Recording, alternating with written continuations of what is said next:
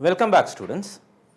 This is going to be a continuation of Introduction to Electrostatics. Today what we are going to deal with is the very important topic from the electrostatics, which is your Coulombs law. Already you should have been familiar with the laws of gravitation from your class 11.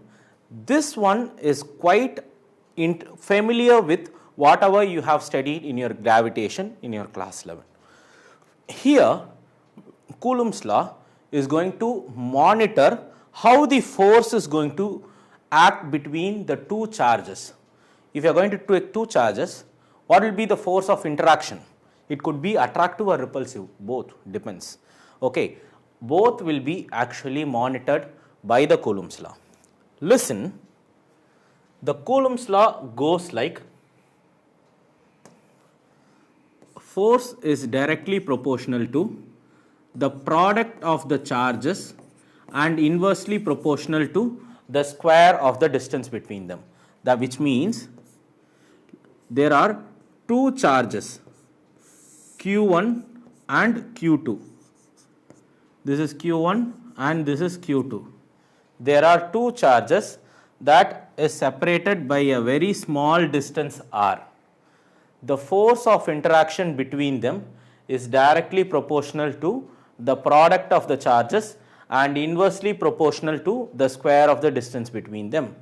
This can be written as F is equal to K into Q1 Q2 by R squared. Q1 Q2 by R square, where K is the constant that will be introduced to remove the proportionality symbol, and K could be written as, K could be abbreviated as 1 by 4 pi epsilon naught. Here you find a peculiar Greek symbol called epsilon naught. You know what epsilon naught means? Epsilon naught is nothing but permittivity of free space.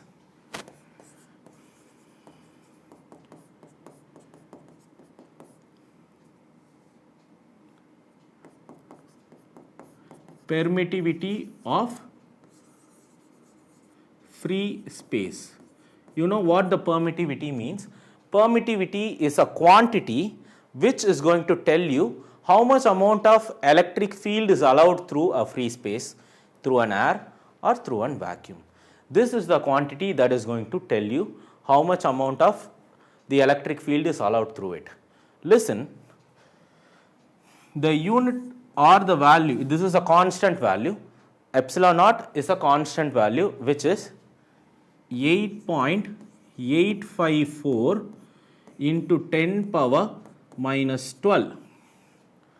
You might wonder what is the unit for it. I have just given you the value, how to write the unit for it. Most of the students think unit could only be remembered, it should be by hearted. No, it is not. There is a technique to actually extract the unit from the equation. I will tell you how. I will start from this K. K itself has got a unit. Since I have given you the value for epsilon naught, if you plug in that value into this, you will also get the value for your entire K, which is 9 into 10 power 9. And now listen, this K is kept on the right side, and your entire thing, the other than K is taken to the left, and you write the units for everything. You know the unit for F, force, which is Newton. You know the unit for the length, which is meter, and it is meter square in here. You know the unit for the charges, which is Coulomb. Take everything to the other side. So it becomes Newton meter square by Coulomb squared. It is brought to the denominator. This is the unit, and epsilon naught is under K, and if you take epsilon naught to the right and you bring your K to the left side, your K is brought to the denominator. So your unit for your epsilon naught would be just the inverse of this, C square by N M squared. See, easy, very easily written, the unit. You don't have to remember anything, you can just extract it from the equation itself.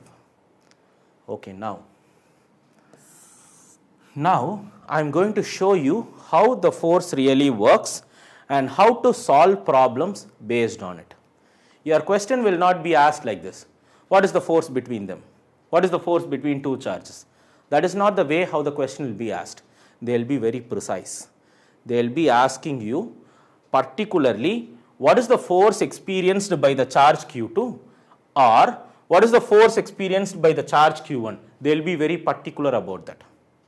And one more thing, you might think whether this is going to be a positive charge or this is going to be a negative charge. Many people might have a doubt on this. As far as the electrostatics is concerned, if they say it to be a charge, it is a positive charge. If it is going to be a negative charge, they will specifically say that it is a negative charge.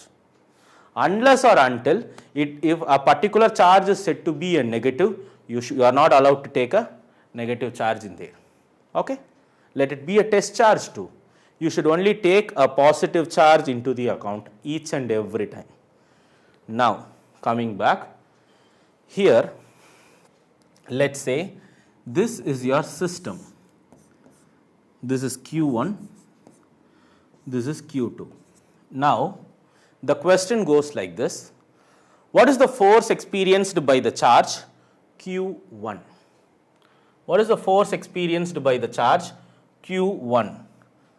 What you will do is immediately mark it. You will immediately mark it. I haven't mentioned any charge to be negative. I haven't mentioned it. So, both the charges are positive in nature. So, both are going to get mutually repelled away. Both are going to get mutually repelled away. So, I am now interested in only the charge Q1. So, I have marked it. Immediately what I will do is I will just draw a line and I will ask myself a question. You know, whether this Q1 is going to get attracted to the Q2 or it is going to get repelled away. Whether it is going to get attracted or it is going to get repelled away. You very well know both the charges are like in nature. So, this is going to get repelled away with a force and I will call this force to be F12. F12. Many students actually are confused with this. They will say, sir, both the charges are going to get mutually repelled away. Yes, of course it does. But right now I am going to concentrate only on one charge at a time. I will not be mutually repelling away both the charges simultaneously. That won't work. That is not, I won't say it is to be logically wrong. To solve a numerical problem, that will not help you out. Next, the question goes like this. What is the force experienced by the charge Q2? If the question goes like that, then immediately what you do is you will circle it off. You will mark the charge. Then you will draw a line and you will ask yourself a question, what? Whether this charge is going to get attracted or it is going to get repelled away. Like charges, it is going to get repelled away. To the right or to the left? Of course to the right. Of course to the right. How? It is said to be F21. It is said to be F21 on the other side. This is the very first thing you have to do each and every time you encounter such a problem. Whenever you encounter such problems, this is the first thing that you are supposed to do. Mark the charges out. Mark the charges out and you have to tell it. Now, I am going to indicate the direction. Listen. I am going to name an unit vector. It is completely of your choice, ma. Nobody will question you. You have to mark your own unit vector. What I will say is r cap 1 2 is an unit vector that is pointing from 1 to 2. Nobody is going to question you. You can also do the other way around. Okay, it doesn't matter. What I mark is a unit vector r cap 1 2 is pointing from 1 to 2. Now I will write the magnitude of your forces. Listen.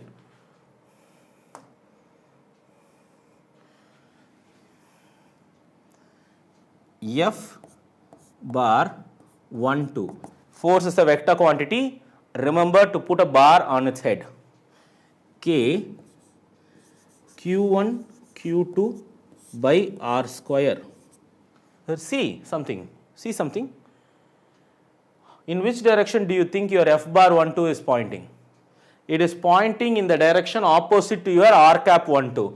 So, negative R cap 12. Negative R cap 12.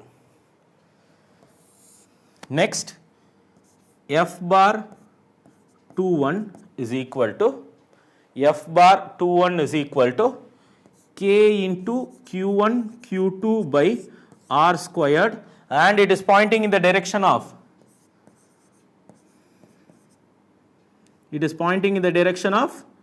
R cap 12. Right? Well written. What do you observe from these two? Both look similar except for the direction. Which means that both the forces are equal in magnitude but opposite in direction. So, F bar 12 is equal to minus F bar 21. Both the vectors are equal in magnitude but opposite in direction, which I will say this Coulomb's law is going to obey Newton's third law of motion. Got it? This is going to obey Newton's third law of motion. Okay, but this is not the end of the thing. I would like to introduce another negative charge and show you how it really works. Now listen.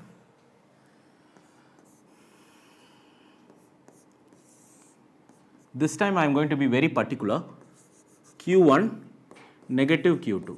You see, I have introduced a negative charge because why I am operating the same thing with the negative charges. Most of the students think that if you get a negative sign next to the force, it is purely because of the charge. I am going to prove you wrong. See, I am going to find the force. I am going to find the force acting on this. I am going to find the force experienced by the charge Q2. I will mark it as usual. I will draw a vertical line. I will ask myself a question, negative, positive. Will your negative charge attract to the left or get repelled to the right? It is going to get attracted to the left. Like this, F bar 21. F bar 21 to the left. Listen. Likewise, if I ask you to find the force on this, what you will say? It will be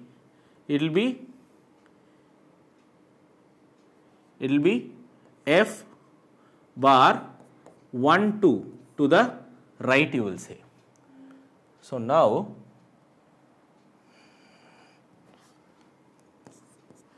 F bar 12 is equal to, listen very carefully in here, F bar 12 is equal to K into Q1 Q2 by R squared, and it is pointing in the positive x direction.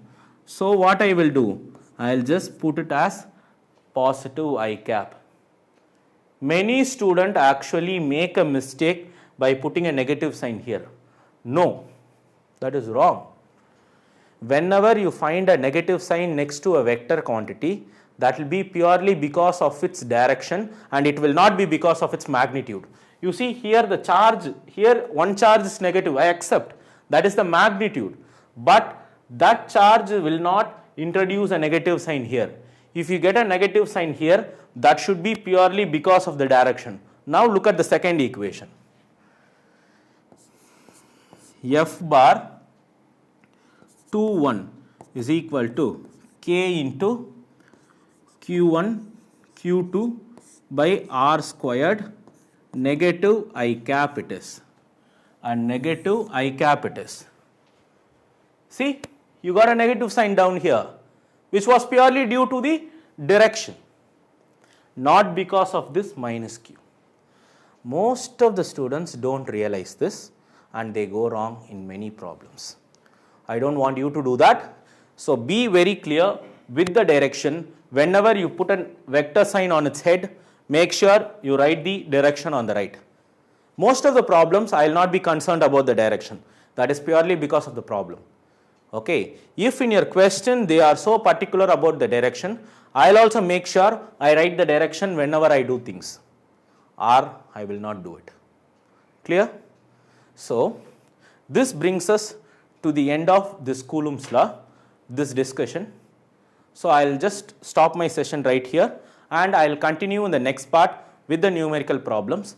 Thank you, ma.